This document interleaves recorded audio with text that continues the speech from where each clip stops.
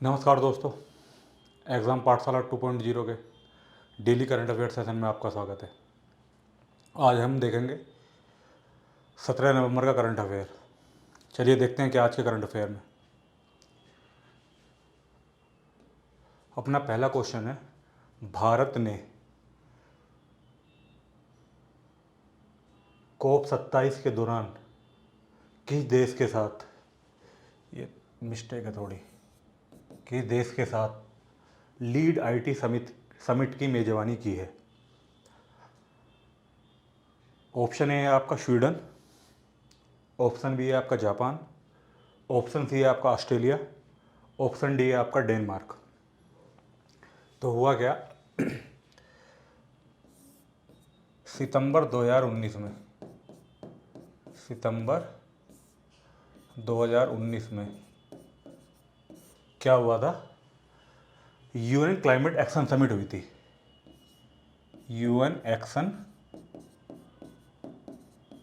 Action climate summit हुई थी। ये कब हुई थी? ये हुई थी सितंबर 2019 में। ठीक है भाइयों, तो इस पहल को भारत सरकार और स्वीडन की सरकार द्वारा इसी यूएन एक्शन क्लाइमेट समिट में शुरू किया गया था, जिसका नाम है लीड आईटी समिट। तो इसका सही उत्तर है आपका क्या? इसका सही उत्तर है आपका स्वीडन।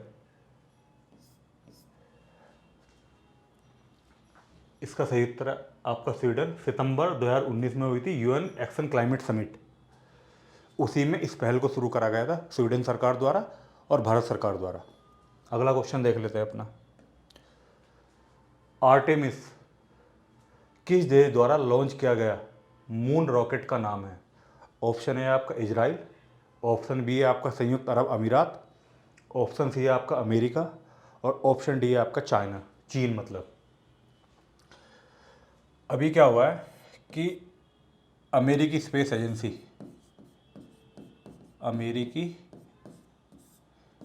एजेंसी, जिसका क्या नाम है नासा द्वारा क्या गया, अपने सबसे शक्तिशाली रॉकेट को, जिसका नाम है आर्टेमिस, चंद्रमा के लिए लॉन्च किया गया है। मून मिशन के लिए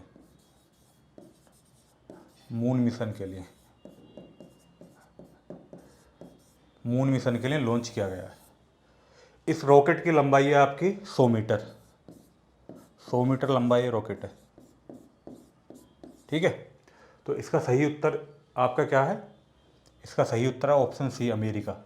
आर्टेमिस किस देश द्वारा लॉन्च किया गया मून रॉकेट का नाम है? तो इसका सही उत्तर है अमेरिका।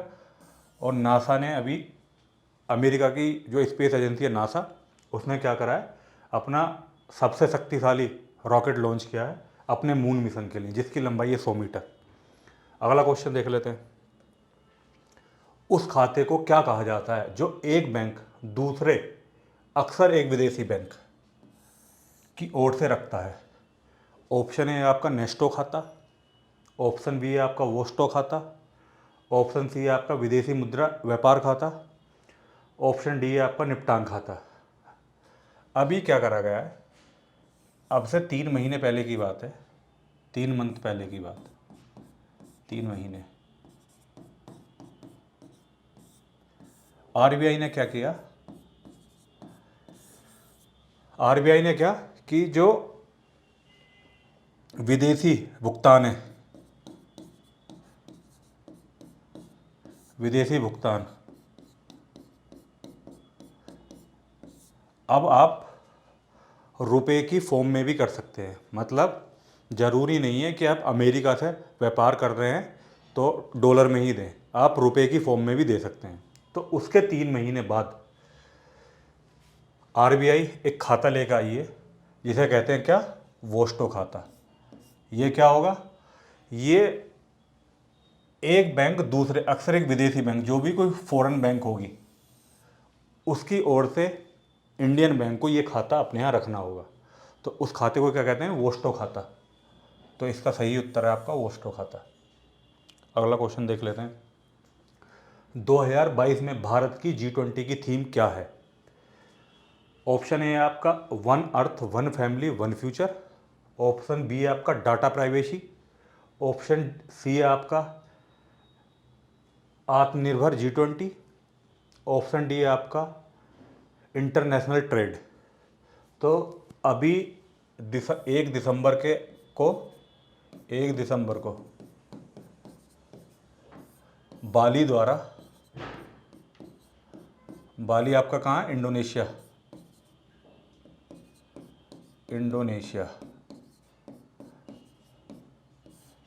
इंडोनेशिया द्वारा क्या होगा कि भारत को G20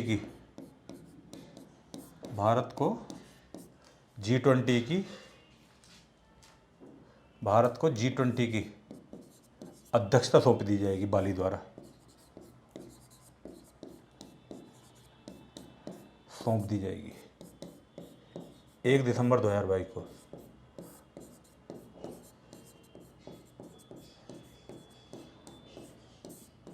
तो भारत द्वारा G20 के लिए अपनी एक थीम दी गई है जिसका नाम क्या है? One earth one family one future. तो इसका सही उत्तर है आपका A, one earth one family one future. ठीक है, अगला क्वेश्चन देख लेते हैं भाइयों। बाली में आयोजित वार्षिक G20 शिखर सम्मेलन की थीम क्या है? मैंने बताया आपको अभी कि 1 दिसंबर 2022 को बाली द्वारा, इंडोनेशिया द्वारा भारत को G20 की अध्यक्षता सौंप दी जाएगी। तो जो बाली में G20 शिखर सम्मेलन हुआ था उसकी थीम क्या थी? ऑप्शन ए आपका recover together recover stronger. Option B है आपका पेंडेमिक चैलेंजेस। ऑप्शन सी है आपका crisis and opportunities. Option D है आपका सस्टेनेबल ग्रोथ। तो इसका सही उत्तर है आपका रिकवर टुगेदर रिकवर स्ट्रोंगर। सही उत्तर है आपका ए ऑप्शन। अगला क्वेश्चन देख लेते हैं। कौन सा देश conference of the parties two sites का मेजबान है? ऑप्शन ए है आपका जापान। ऑप्शन बी है आपका पनामा। ऑप्शन सी है आपका मालदीव। ऑप्शन डी है आपका पापुआ न्यू गिनी। तो conference of the parties sites ये क्या है? ये जो हमारे कुछ जंतु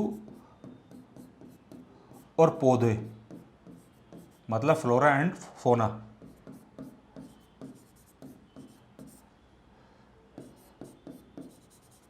फ्लोरा एंड फोना। तो क्या होगा कि ये साइट्स क्या है? साइट्स क्या करती है? ये इनके अवैध व्यापार को रोकती है, अवैध व्यापार को रोकती है। तो ये समिट साइंस अभी जो साइट्स की समिट हो रही है वो कहाँ हो रही है? तो इसका सही उत्तर है आपका पनामा। ये मध्य अमेरिका का एक शहर है। मध्य अमेरिका, शहर क्या देश है? सॉरी, शहर मैंने गलत बोल दिया। मध्य अमेरिका का देश है पनामा। तो पनामा में एक इसका साइट्स का 19वें संस्करण की अध्यक्ष मतलब मीटिंग चल रही है, कॉन्फ्रेंस चल रही है पनामा में। साइट्स का 19वां संस्करण है ये, 19वां संस्करण, 19वां संस्करण है ये। तो इसका सही उत्तर आपका पनामा। अगला क्वेश्चन देख लेते हैं। यूनेस्को मदनजीत सिंह पुरस्कार किस क्षेत्र में योगदान के लिए व्यक्तियों को दिया जाता है? ऑप्शन ए है आपका सहिष्णुता और अहिंसा। ऑप्शन बी है आपका अर्थव्यवस्था। ऑप्शन सी है आपका साहित्य। ऑप्शन डी है आपका सामाजिक सेवा। तो अभी ये पुरस्कार यूनेस्को मदनजीत सिंह पुरस्कार ये दिया गया आपका किसे? कैमरून एक देश पड़ता है, उसकी फ्रांकमा इही सुलेमन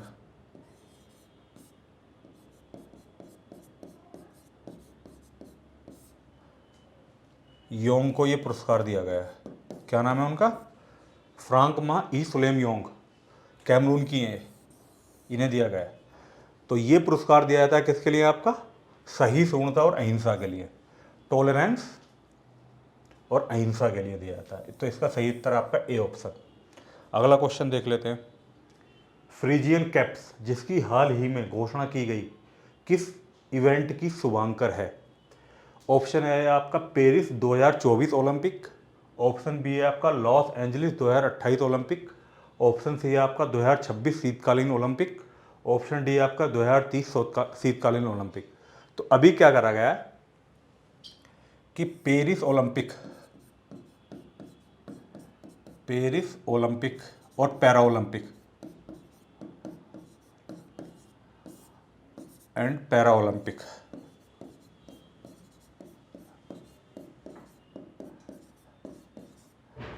इन दोनों के लिए ओलंपिक कमेटी द्वारा शुभांकर लॉन्च किया गया है।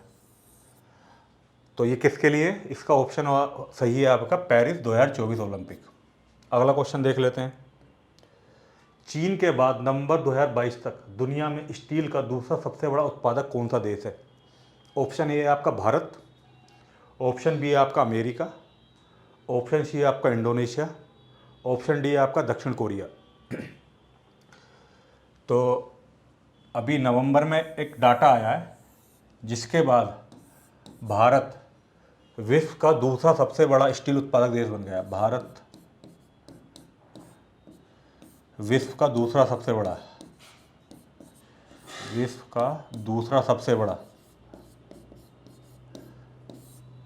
बड़ा स्टील उत्पादक बन गया है।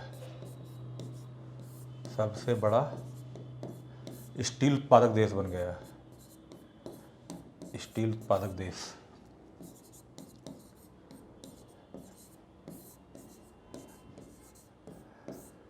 तो इसका सही उत्तर क्या है आपका? भारत। अगला क्वेश्चन देख लेते हैं। यूटीएस ऑन मोबाइल किस केंद्रीय मंत्रालय द्वारा लॉन्च किया गया एक मोबाइल एप्लीकेशन है? ऑप्शन ए है आपका रेल मंत्रालय, ऑप्शन बी है आपका विज्ञान और प्रौद्योगिकी मंत्रालय, ऑप्शन सी है आपका विद्युत मंत्रालय, ऑप्शन डी है आपका इस्पात मंत्रालय। यूटीएस की फुल फॉर्म देख लेते हैं। यूटीएस ऑन मोबाइल की फुल फॉर्म है आपकी क्या?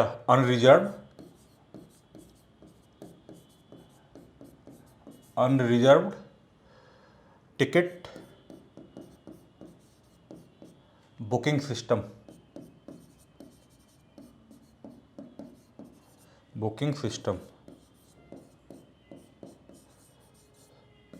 तो UTS on mobile unreserve ticket booking system एक मोबाइल एप्लीकेशन है।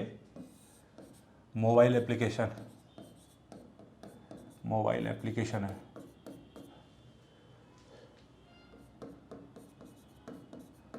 एप्लीकेशन है जिसे रेल मंत्रालय द्वारा लॉन्च किया गया। तो इसका सही उत्तर आपका रेल मंत्रालय।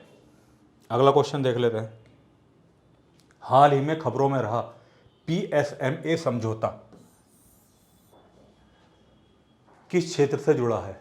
ऑप्शन ए है आपका आतंकवाद विरोधी, ऑप्शन बी है आपका अनियमित मछली शिकार, ऑप्शन सी है आपका जलवायु परिवर्तन, ऑप्शन डी है आपको अंतर्राष्ट्रीय व्यापार। तो ये पीएसएमए समझौता है किसका? ये फाओ का समझौता है, फूड एंड एग्रीकल्चर ऑर्गेनाइजेशन का एक समझौता है।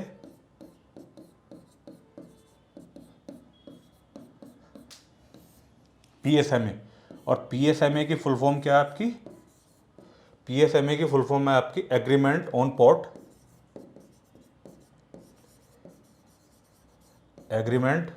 On port state measures.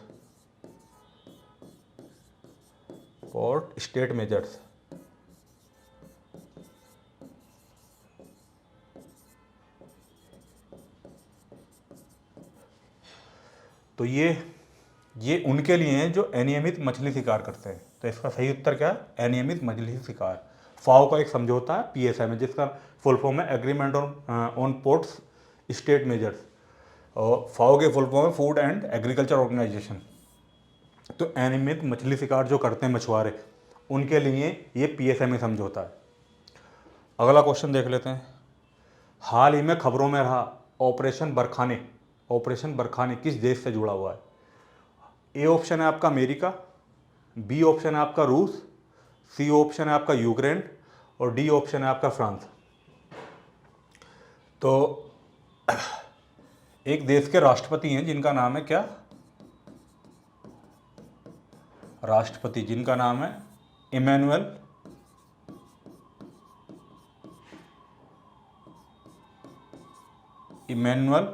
Macron.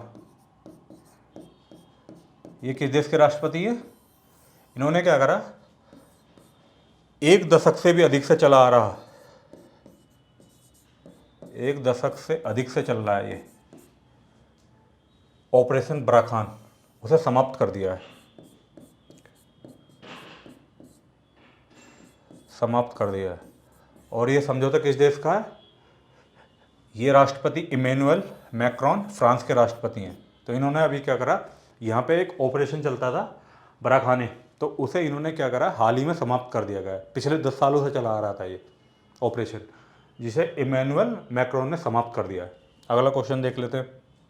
Bharat में राष्ट्रीय प्रेस दिवस, नेशनल प्रेस डे, कब मनाया जाता है? ऑप्शन ए है आपका 12 नवंबर, ऑप्शन बी है आपका 14 नवंबर, ऑप्शन सी है आपका 16 नवंबर, ऑप्शन डी है आपका 20 नवंबर। तो 16 नवंबर को क्या होता है, क्या मनाया जाता है? प्रेस काउंसिल ऑफ इंडिया द्वारा, प्रेस काउंसिल ऑफ इंडिया द्वारा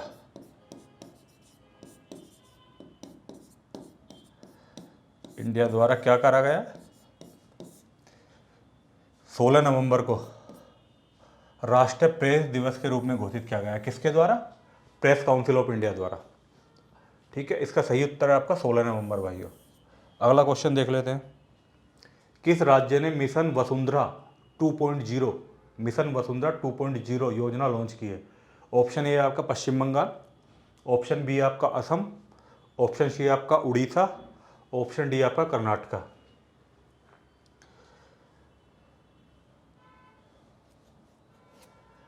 यहाँ के सीएम है एक राज्य के, जिनका नाम है क्या?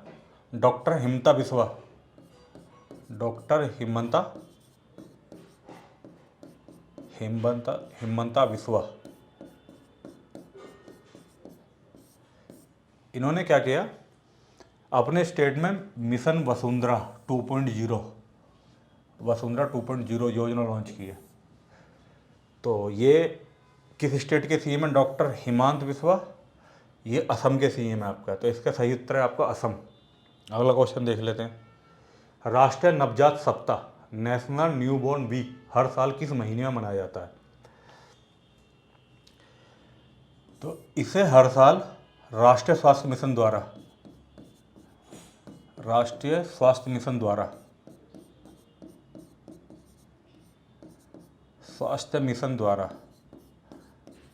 नेशनल हेल्थ मिशन द्वारा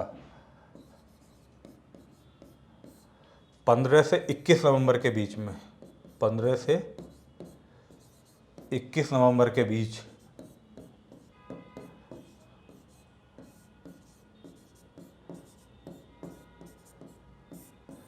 क्या होता है, राष्ट्रीय नवजात सप्ताह मनाया जाता है। किसके द्वारा? राष्ट्रीय स्वास्थ्य मिशन द्वारा। तो इसका सही उत्तर है नवंबर माह में मनाया जाता है।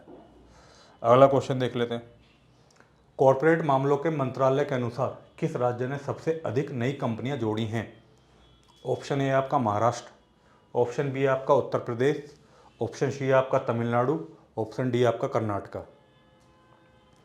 तो अभी क्या हुआ कि कॉरपोरेट मामलों के मंत्रालय द्वारा एक डाटा पब्लिश किया गया है। इसमें कहा गया कि जो कोविड महामारी आई थी उसके बाद से महाराष्ट्र ने सर्वाधिक कंपनियां अपने स्टेट में कामकाज के लिए जोड़ी हैं। तो इसका सही उत्तर है महाराष्ट्र। अगर देखा जाए दूसरे स्थान पर कौन सा स्टेट है, तो दूसरे स्थान पर अपना उत्तर प्रदेश है।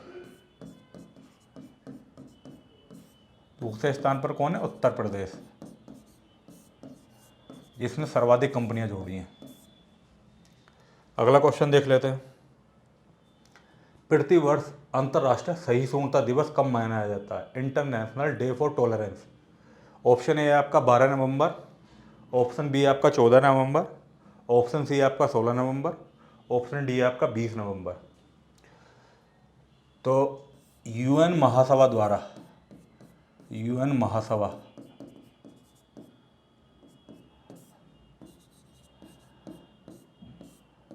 1996 से क्या करा गया था?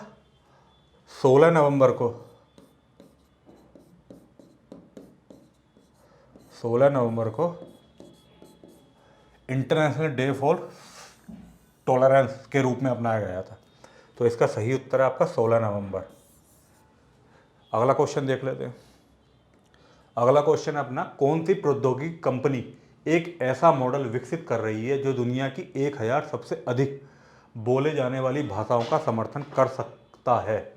ऑप्शन है आपका मेटा, ऑप्शन बी आपका ट्विटर, ऑप्शन सी आपका एप्पल, ऑप्शन डी आपका गूगल। तो अभी क्या करा गया कि गूगल द्वारा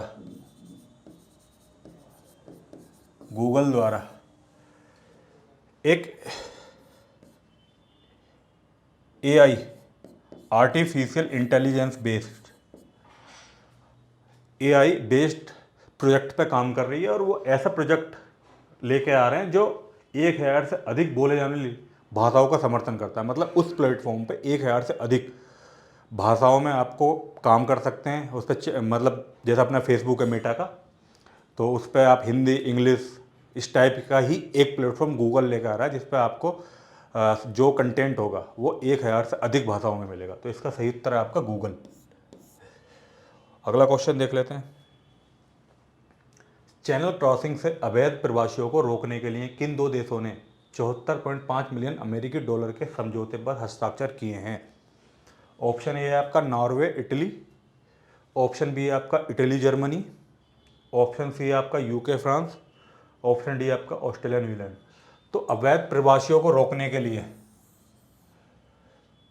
अभी दो देशों के बीच इन ऑप्शन में से 74.5 मिलियन अमेरिकी डॉलर के समझौते पर हस्ताक्षर हुए हैं। तो इसका सही उत्तर है आपका यूके और फ्रांस। अगला क्वेश्चन देख लेते हैं।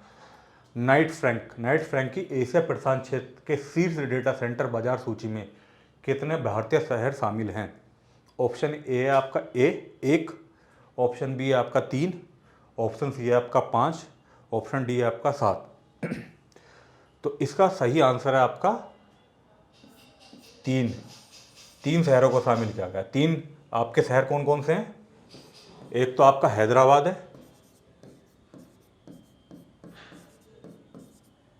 दूसरा आपका चेन्नई है,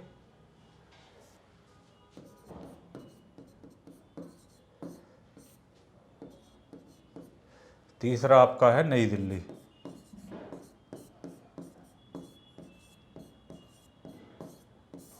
तो इन 3 शहरों को शीर्ष डेटा सेंटर बाजार सूची में शामिल किया गया नाइट फ्रैंक की एशिया प्रशांत क्षेत्र के। तो इसका सही उत्तर है आपका 3। आज की क्लास में इतना ही है। मिलते हैं अगली क्लास में। तब तक के लिए धन्यवाद, और अपना ध्यान रखें, अपनों का ध्यान रखें। और आपका सपोर्ट बहुत अच्छी तरीके से मिल रहा है, ऐसे ही सपोर्ट आप लोग अपना बनाए रखें भाइयों। और जिन लोगों ने चैनल को लाइक ना कराओ, सब्सक्राइब ना कराओ और बेल आइकन को ना दबाओ, वो प्लीज़ दबा दें। मिलते हैं अगली क्लास में। तब तक के लिए धन्यवाद। जय हिंद।